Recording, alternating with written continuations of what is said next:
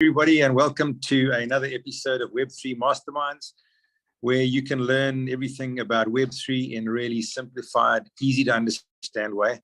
And this is hosted by Cryptopolitan and Forward Protocol. And really excited today to welcome Gregory Crous from Heroes to the show. Welcome, Gregory.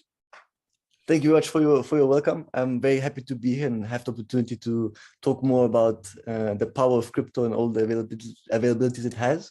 And of course, it's a pleasure to also meet you, Mitch, and have a conversation with you. Yeah, wonderful. So, Gregory, just tell us, whereabouts in the world are you? And tell us a bit about your background and how you actually got into crypto. Sure. So currently I'm in London. Actually now changed my living headquarters to the airport, as I have to travel around the world all the time. One of the hazards of the industry. Exactly. No, but it's cool. It's a good opportunity to keep meeting new people. And from my background, I've always traveled the world. I was living in Cairo, got educated in England, been in international boarding schools my whole life. So I've been acquainted to different cultures and people from different countries and understanding really the perspectives that people have. And with this opportunity, I mean, especially in this industry, it's really cool to be able to connect with people from all over the world and understand their perspectives. Yeah, that's great. Yeah, it's cool. Yeah, it is amazing. I think it's that's the beauty of what crypto and blockchain actually brings. It actually levels the playing field for so many people 100%. And brings together lots of cultures where in that whole decentralized space, people work together to create projects that, you know, offer the best of everybody. So absolutely. That's really great.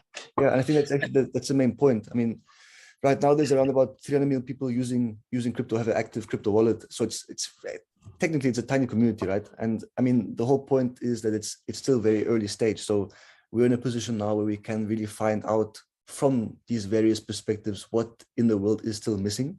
I think I come from a business background, so I understand that there's always like a problem and solution for something.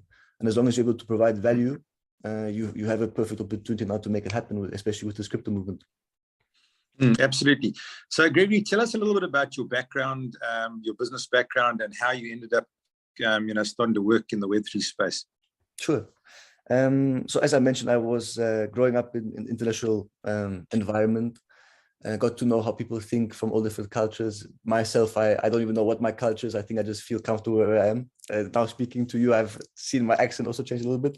But I mean, it is what it is. I think it's beautiful. I actually I wasn't aware of how do I say this, constricted people are actually with their geopolitical or the location is essentially. And having always had that perspective of we're all the same people and understanding where we all share a common goal was really highlighted when I went to study international relations and politics in Queen Mary's in London. And it was actually there where I understood really how the world works with, how we all have different states and the interest of these states to survive in an environment where it's quite competitive. During this time, I understood, or I was questioning everybody, the professors, my fellow, how do I say this, classmates, and trying to understand really what are their incentives, how is it possible that there's so much money in circulation, but there's people that don't have a roof over their head, no water, no food, and nobody seems to care about that.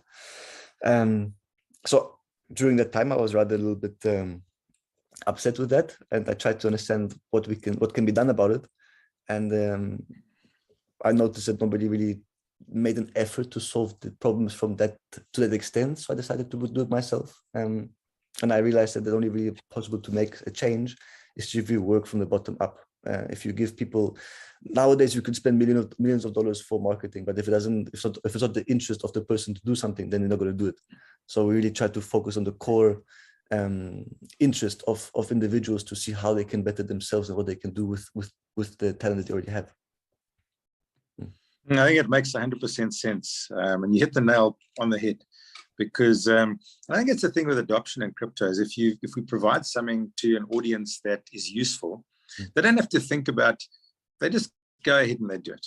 And especially if you're impacting somebody's life and making a material difference on a daily basis, whether it is giving an opportunity for banking, or improving their status or allowing them to earn something to buy some food or whatever. Things that you and I actually really take for granted because we have all of those tools at our fingertips, whereas so much of the world doesn't. If you can address that, then it really does create something that's useful and allow people to come into an environment and participate with a massive incentive because it's fundamentally changing their lives on a day-to-day basis. So well said. Absolutely. I mean, 100%. I feel like I know the difference between the crypto world and the real world, where here decisions are being made in 5 minutes of time, whereas in the real world you have to wait for 2 to 5 business days for you to receive a response. And it was so shocking, especially like when you can get on a phone call and you get deals done in, I don't know, an hour. Everything can be organized. And here just that delay, and also to see how it's like, I almost want to say unprivileged some people are. Like, as you mentioned, we can go on the phone, I can make a transfer right now, everything's done. Some people don't even have a bank account. They've got no way to do something with their money. That's why I just see with crypto, especially, as long as we find legitimate means of providing value and actually solving a problem, this can go crazy. Yeah, absolutely. 100% right. I agree with you there. So tell me a little bit about Heroes. Sure. Yeah, basically Heroes is the first real life play to earn. So it's like a combination of Pokemon Go and Fiverr, where essentially what we do is we have a platform that covers around about 45 different talents, and each of these talents have around 10 corresponding tasks. So what we do at its core is trying to allow individuals to discover their X factor. Yeah, we all come to this world and we all have different interests, but in my opinion, we all have a talent that we have, and sometimes are not in a position to really grow it. Now, with Heroes, we actually provide individuals with this opportunity to either, if they don't know what the talent is, they can discover it, or if they already know what it is, they can find additional talents that may correlate to their existing interests and how they can really develop themselves to become the best version. Initially, this idea was for university students. As myself, I noticed during the time how difficult it is. When you're in a school environment for 12 years, 13 years, you go to university and you come from this bubble and you're in the midst of different people, different thinking, and then how do you connect with somebody who you haven't spoken to? So in that sense, and especially after COVID, being stuck at home for 2 years, having all lectures, seminars done over Zoom, no way to connect, we're solving that problem in the sense of being able to connect with individuals who share your hobbies, talents, and skills, able to do the daily tasks you anyway do. For example, if you're reading through an article or having to do studying for your exam, you can do it together with your friends and now actually earn money while doing so. Essentially, what we're doing is gamifying real life in a way that it gives you credibility. So once you finish your university or whatever it is, you can also show a reference to your potential employer, how much tasks you've done in what industry and how much value you can provide to the company when joining. So it's really focused on the individual itself, and then providing a way for them to enjoy what life has to offer. That's absolutely fascinating. So tell me, what would a user journey look like? If I was coming into Heroes and I wanted to engage and participate, what sort of journey would I follow to actually get the fullness out of that program? Sure. So you download the app. We just launched our alpha version on iOS and Google Play Store. And basically what happens is you create your profile so you can find out what are your interests, right? From these 45 different talents, each of them show the tasks that they have available. And you can really see if you don't know your talent itself, you can see the tasks that have available in those talents where you feel most fit to do. Based on that, you choose your talent, and then within a 1 kilometer radius, you can either do it with your friends from university, with your family, with your co-workers in the office, and you basically live your normal life that you do, but things that you now normally ask a favor for, you actually receive tokens for it. So essentially, if you, for example, as I said, as a student and you have to study for an exam, you sit in the library together, you can then study together and actually send each other tokens for working together. If it's in the office environment and you, for example, have to help the HR department with finding suitable candidates for your new role that just opened up, these conversations that you normally are now also rewarded or incentivized with tokens. And in the family environment, if your child doesn't want to put their plate into the dishwasher, you can tell them, okay, you didn't do it, I gave you tokens for it. Sounds like something that I need. So, I mean, yeah, the applicability of heroes is really, it's endless. We have over 120 tasks, and all things that you could think about asking your friends or family for, we do cover it. And even if there's something missing, we now bring in the aspect of being a DAO, where we provide or create a platform for the community, by the community. So we actually really looking to understand what the community is missing, how we can improve, and how to make the user experience as best as possible. At the end of the day, we provide a service, right? So it's our intention to have the best standard as possible. And as long as the community is happy, we're happy too. That sounds amazing. So if I understand correctly, if I was studying with somebody, they would have the Heroes app and I would have the app. We both have profiles registered. And then we would say, listen, we're going to be studying together for 2 hours. And based on that study, that completing that task, I would send them a token, or they would send me a token. It's actually automized. So it means that. Oh, wow. Okay. Yeah. So, I mean, because then the whole question comes like, how do you exchange value, right? Like, for example, if I'm just giving direction to somebody who's lost in the area, how do you compare that to with somebody who's actually, correct, for example, proofreading my writing?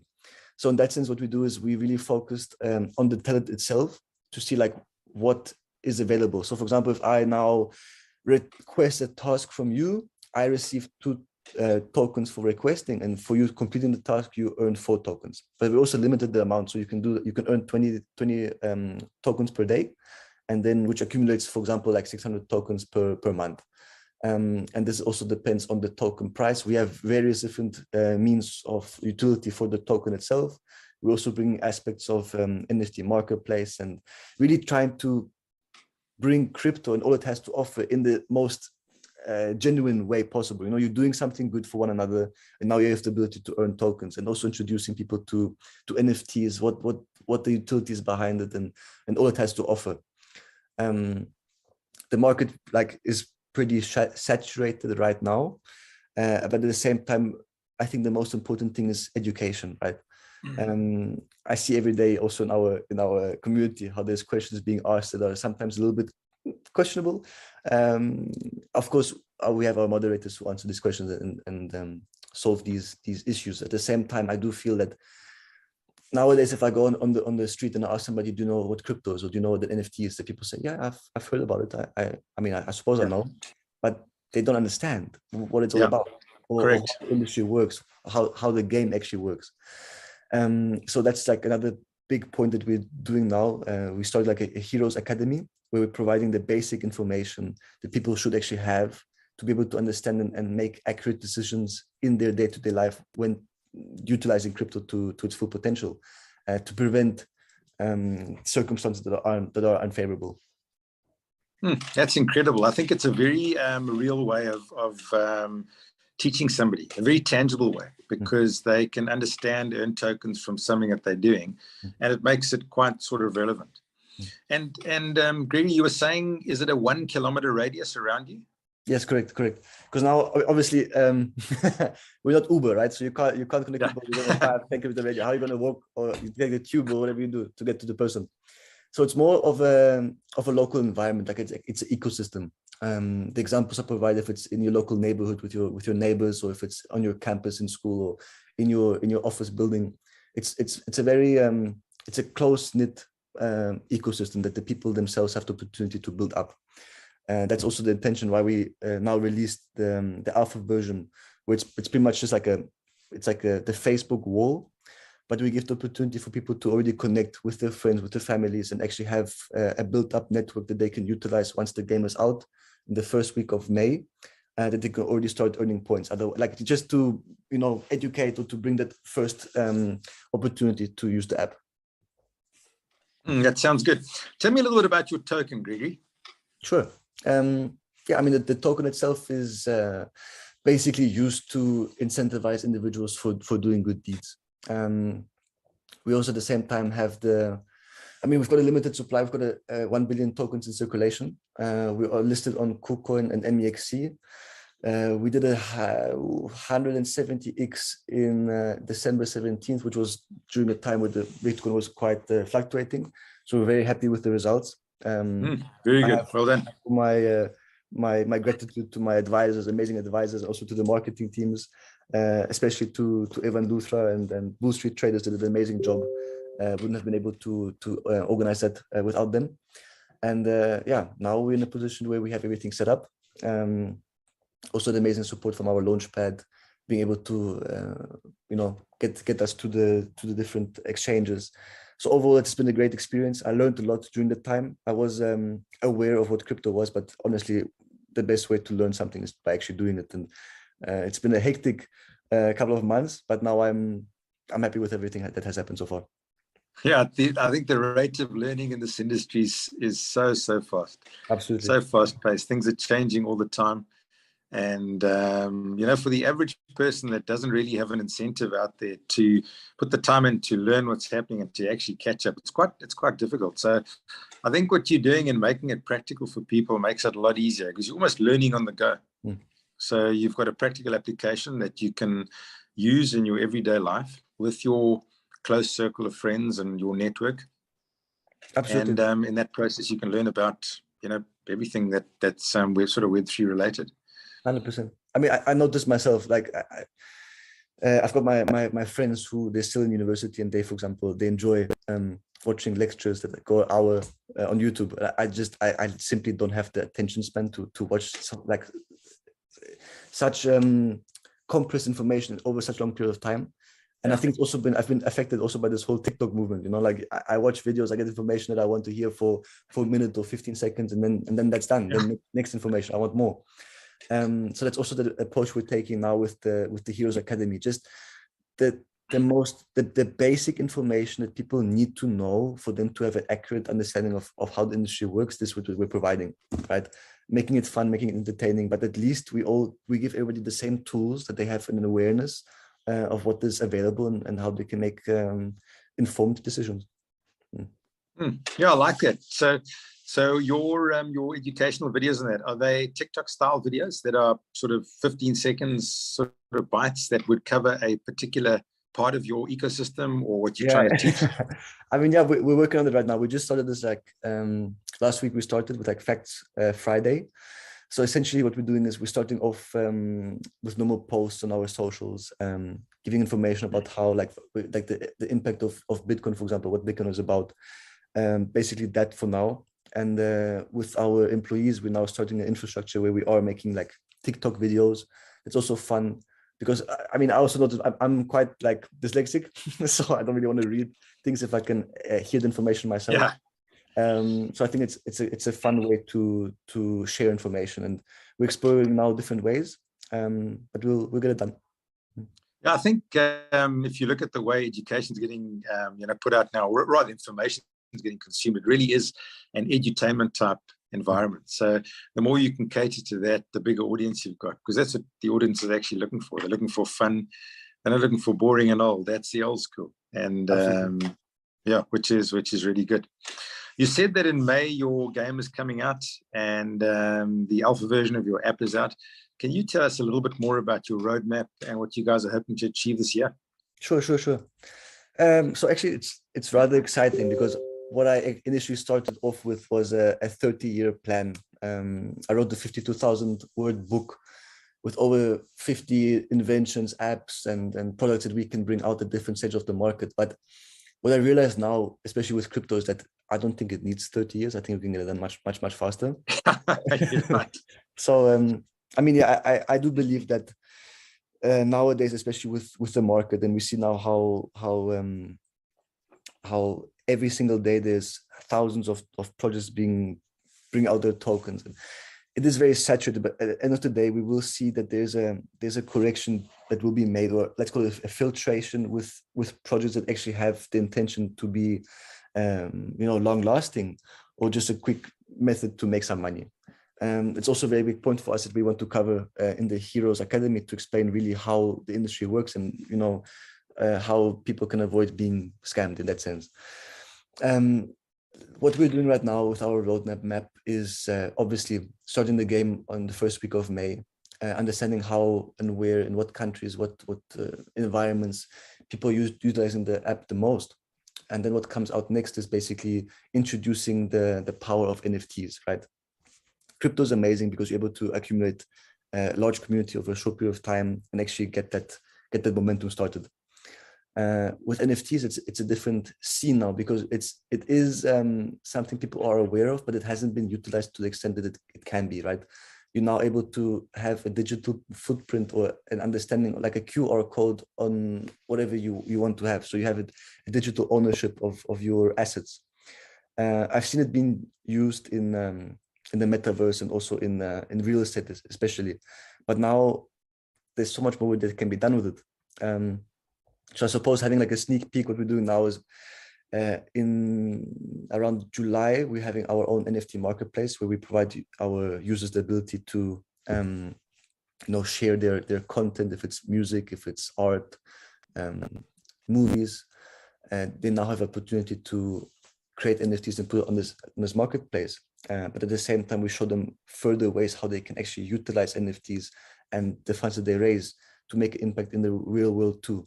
It's not just something you want to, make a quick picture and sell it for a couple of $100,000 or whatever it is, but how you can actually have an impact with a long-lasting, making a company, being able to raise the funds to be able to actually have the product on board, getting it out there, not like a long-term sustainable methods, not just quick pump and dumps.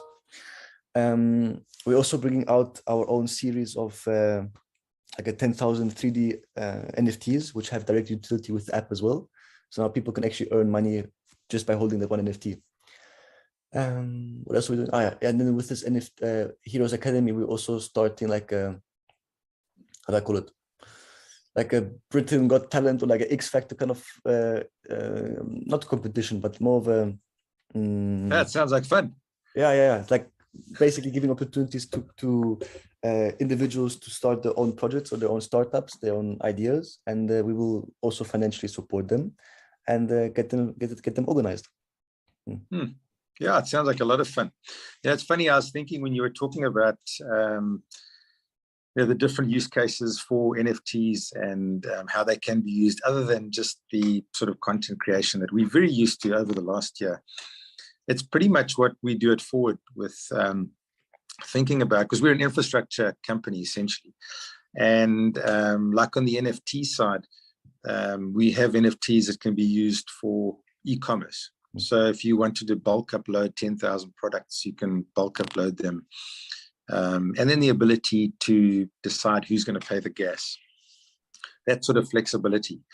And then upgradable NFTs, and all sorts of things that make it a lot more functional. So, and then obviously on the front end, what we do is because we're chatting mostly to people in Web2 that might, like you said about your friends, it's really hard to teach people about the Web3 space. You and I understand it because we talk about it every day, we dream about it, we're involved with our teams, etc. But for most people, most of my friends anyway, when I talk to them, they get bored and they lose interest. They just don't understand it. And it's to provide the functionality that allows people to come into the space without even really knowing that they are coming to the space. So it's almost like a front-end template, and the Web3 blockchain runs in the background and provides that functionality and what have you. So, and I love what you're doing with your project, because it does make it very real and tangible. And I could see people engage, like you were talking about loading the dishwasher. It's a very simple, easy example to understand, because every single household has those complexities and those challenges, with trying to teach kids to do things, but in this way, rewarding them is wonderful. So it's a practical way of actually teaching people, which I love. That's excellent. So let's just let's chat a little bit about the industry in general and what you see coming over this year. You've just touched on NFTs, but I'd like to dig in a little bit deeper, because last year we saw the advent of all of these creatives and like pictures selling for astronomical amounts. And when you talk to like investors, the Web2 type investors, they can't understand it. They can't understand how something which we perceive doesn't have a value can have such massive value. Where do you see NFTs going, specifically in that earn to learn type of environment, where it can really be used for good to uplift people that are maybe marginalized, or to help that whole education space? I think to start off with, we have to like clearly define what NFT actually is, right? So, I mean, similar to crypto projects, everything to do with crypto, I think I was once told that it's 98% marketing and 2% the project utility, right? That's the of it. When NFTs came out, especially with the Bored Apes and other similar projects, we're able to understand now that there's a hype, right? People enjoy having these NFTs because they're sort of a credibility, right? It's a cool thing to have. It's a new Rolex, basically. Now you've got a monkey on your profile. It's worth, I don't know, 500 grand, and it's better than to having a watch on your phone that, you know, it's not so cool. So in that sense, it has a huge how do I say this?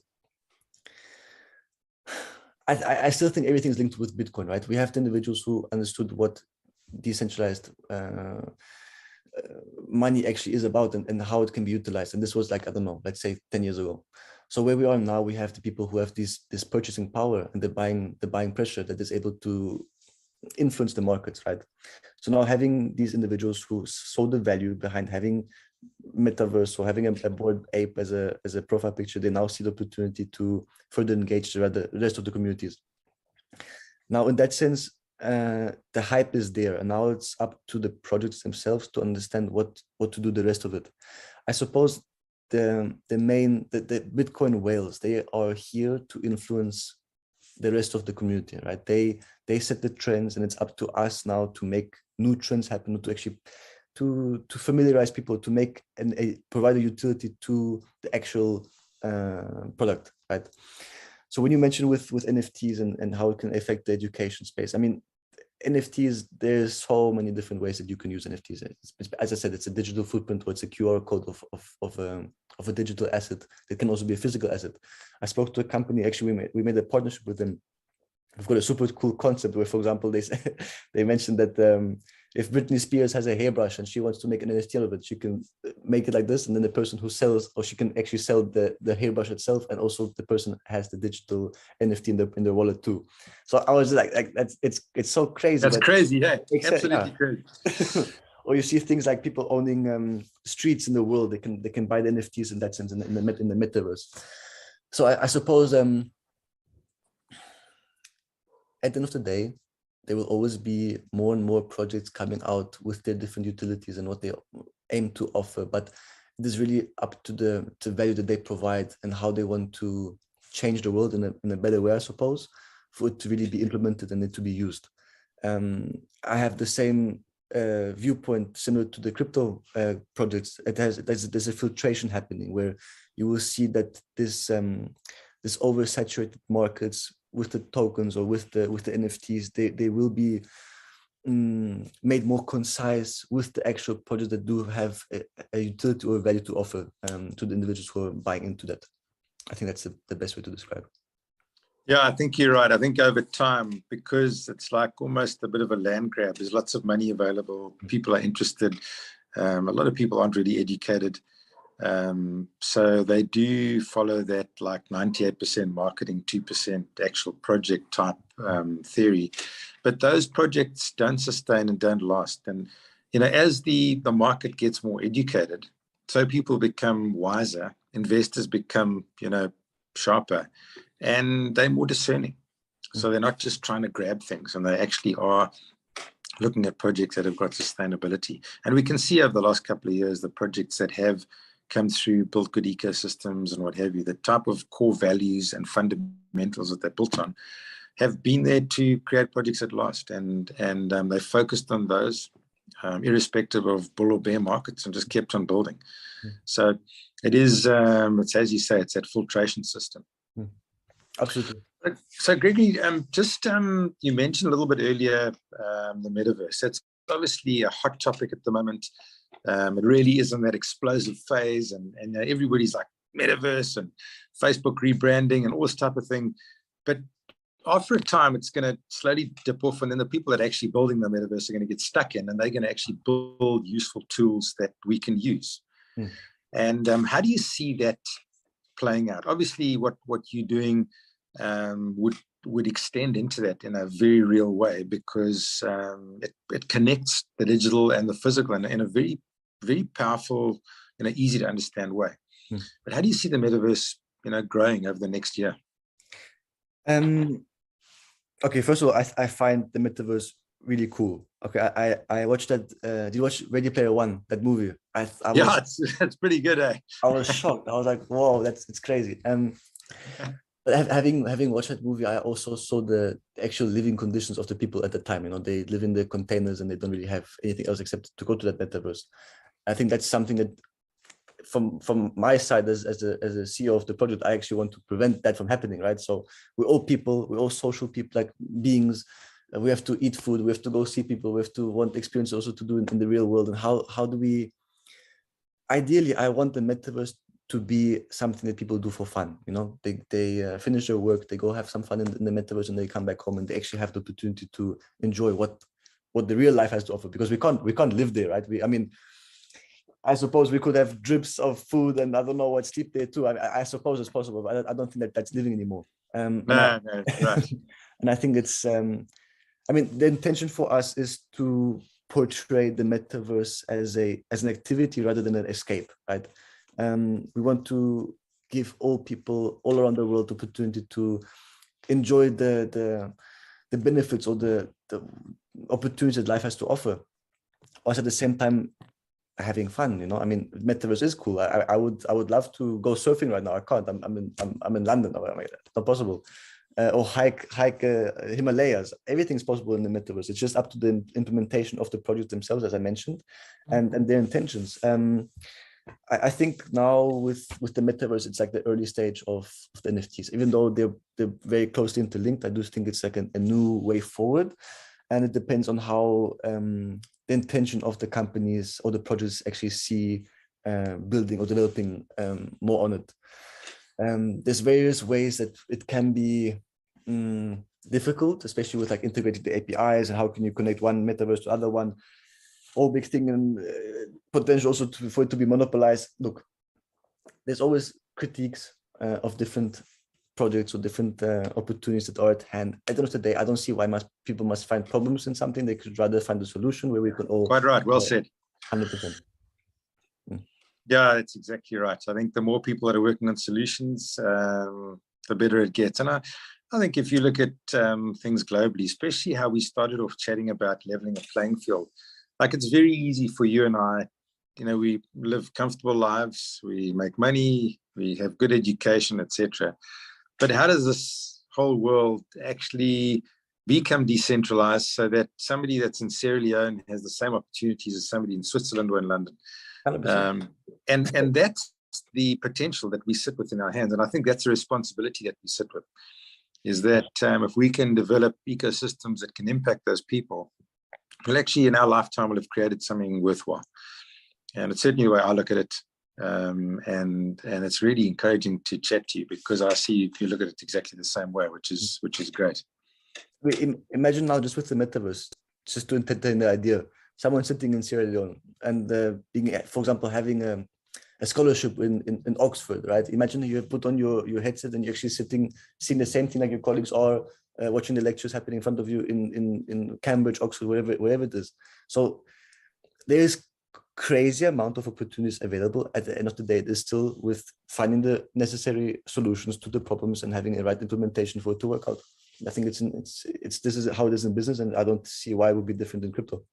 Yeah, exactly. And I mean, in that metaverse, having that earn as you learn, the gamification where they can have a lecture, the lecturer can get paid, they can earn some money from actually sitting through the lecture and actually come out and go and buy something useful that impacts their life in their village in Sierra Leone or wherever they are in the world, which I think is the power that we are talking about and seeing, the potential of here, which is good. Obviously, an important part of this world, this Web3 environment that we're creating is DAOs, and giving people ownership and almost their voting right in the direction of the way the project they're into, the places they invest, the places they're working, develop and grow. What are your thoughts on DAOs, and how do you see that developing as we progress? Okay, so maybe this is a little bit controversial, yeah, but because I studied politics, right, in international relations, so I understand it's technically a DAO is a democratization of crypto, essentially, of a project. Yeah. So 100%, I think it is very necessary to, I mean, that's what we're doing. We want to take the feedback and the perspectives of our community and bring them something that they want. So we're technically speaking, we're building an app for the community that is made by the community, essentially, right? At the same time, there's always possibilities where if you have that very strict voting right, for example, that people have the ability to really, I don't want to say damage, but have the opportunity to make something not be as good as it can be, just because if it's a DAO, then I suppose the project would suffer. Nevertheless, as I said, this is a controversial perspective. In my opinion, I think DAOs is, again, the next step of making something more decentralized, right? You're now giving everybody the opportunity who have both inside the project to implement or to develop the project as a certain person themselves already. So I think it is cool. It just has to be, I think, managed accordingly, I suppose. You can't. I think it's a very difficult question, especially with depending on what the project is about. If you give, for example, certain voting rights on certain functions, then I see it possible. But having the exact, like everybody being able to vote on what the company is doing next, obviously it's also difficult as a business. You have to, make sure it's not surviving but thriving. You also have to organize with the shareholders, make everything work out right. And if it is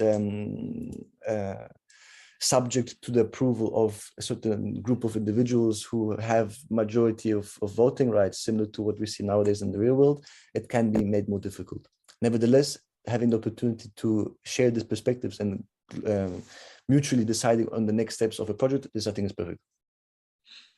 I think with a DAO, it's maybe different stages. So like when your project is young and you're growing and what have you, you need someone, a core team that's actually making decisions quickly and getting on with it because they're entrusted to do this.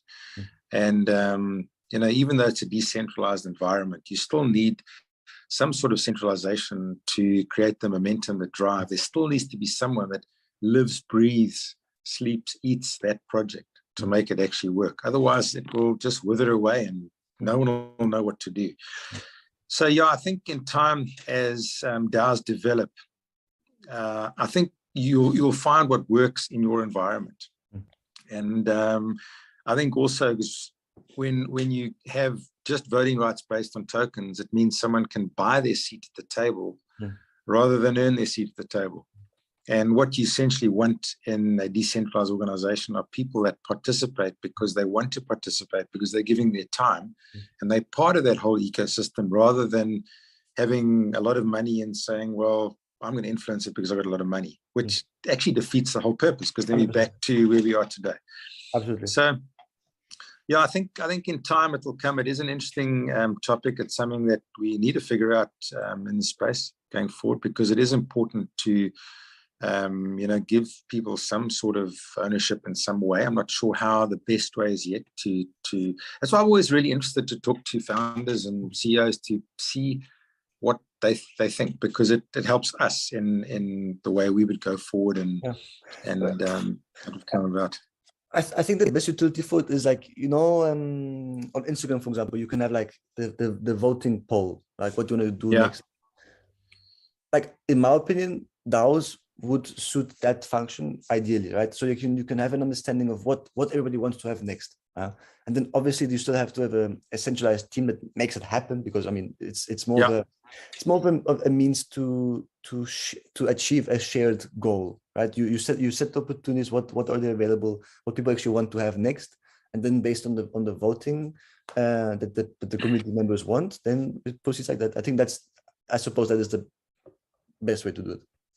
Yeah, that's actually an interesting way. I mean, it could be as simple as voting on the color of your hero's jacket. And 80% of the people wanted red, and 20% wanted blue. It's going to be red. So that doesn't actually impact the actual core values and the drive of the business, but it really helps the fundamental larger community feel like they've been heard. And, you know, it sort of works that way. Good. Yeah, well said. That's a nice way of thinking about it. So just thinking about where you are now, the way you see the industry, what do you think the biggest bottlenecks are to actually going from 300 million users to 500 million? What's choking it at the moment? Oh, Mitch, man. I mean, look, I'll be super transparent. Unfortunately, the crypto industry does have a let's call it unfavorable reputation, right? It is still associated to rug pulls, to pump and dumps, and to scamming, right? And that is fact. The main, I mean, in my opinion, the main thing is education, right? Being a founder, managing the project, having been through the whole process of what it all takes, the pre-sale up to the token listing, the legal documentation, like literally the whole thing necessary for you to make a project happen. This information is not shared. People don't understand how it works. And I think, in my opinion, this has to be done so people can put themselves in the position of wear the shoes of founders, of CEOs, to actually really see what is going on.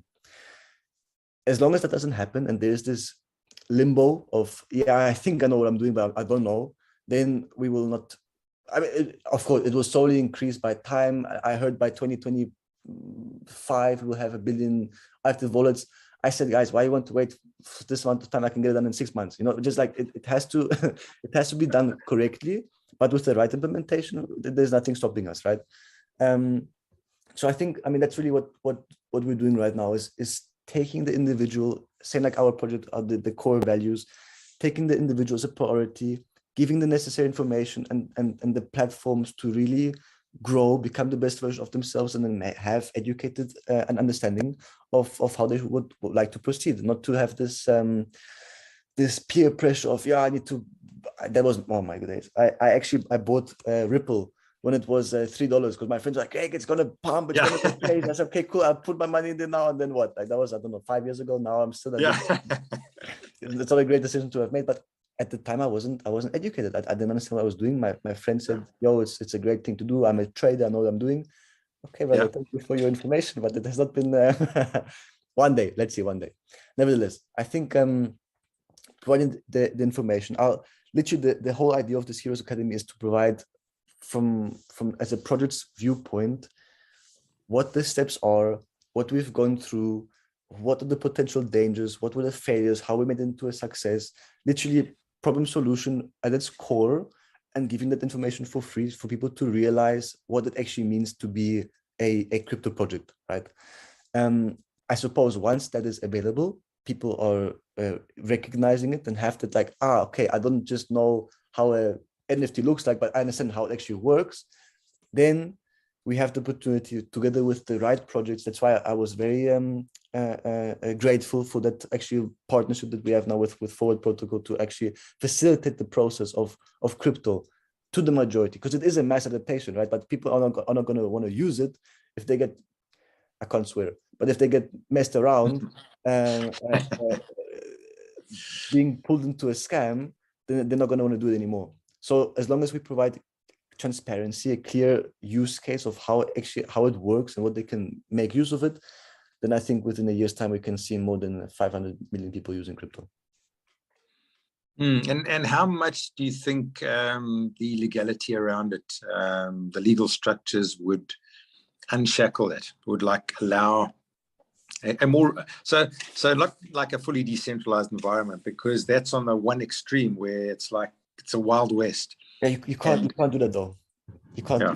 It's like, I mean, from a political point of view, yeah, I very much appreciate Kenneth Waltz and his theory of anarchism, right? Because what he's saying is that every single country is technically a state that has 3 means of survival, which is military, power, productivity, and alliances. So if we see it in that sense, every single state is afraid that somebody else will take them over because they're not powerful enough.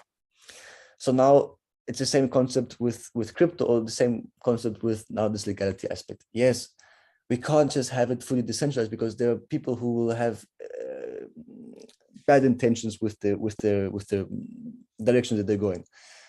There has to be a means of production where it is sustainable and it is also implemented in a way that it is beneficial for everybody. You can't just take everything away. Then what's the whole point? They can just say, okay, we don't accept crypto anymore.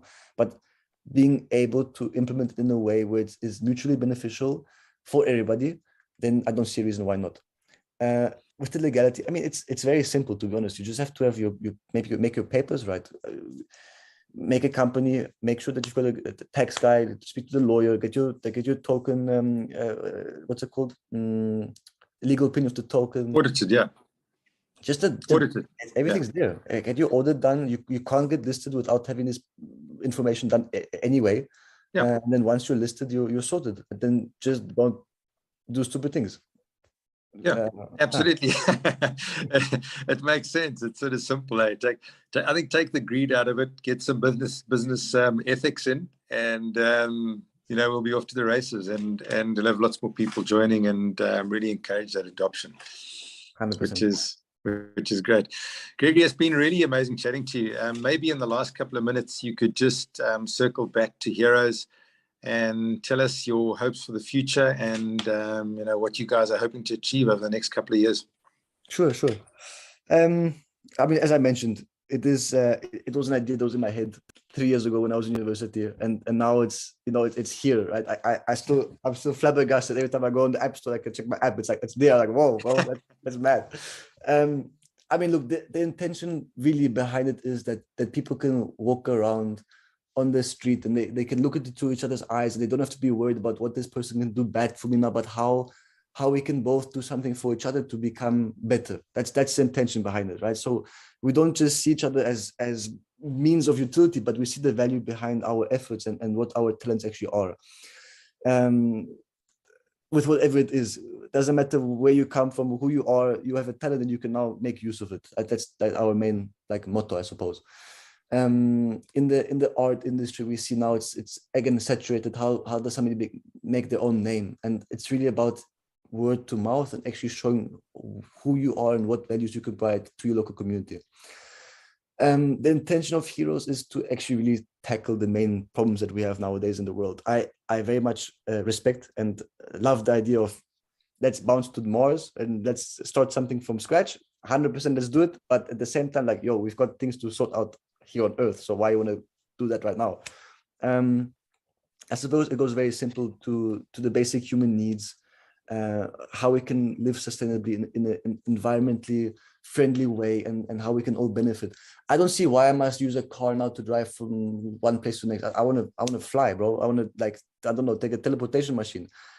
I've seen crazy potentials awoken, especially during times of crisis, where we see development from being a farmer to being an astronaut, And I just feel like with individuals really finding out in an almost meritocratic society where people can find what they're good at and then really specialize on their talents, and if it's not their talent but their interest or their hobby, but just finding something that they want to do whilst being supported by an organization that they don't no longer have to think about where can I sleep at night or where do I get my next meal.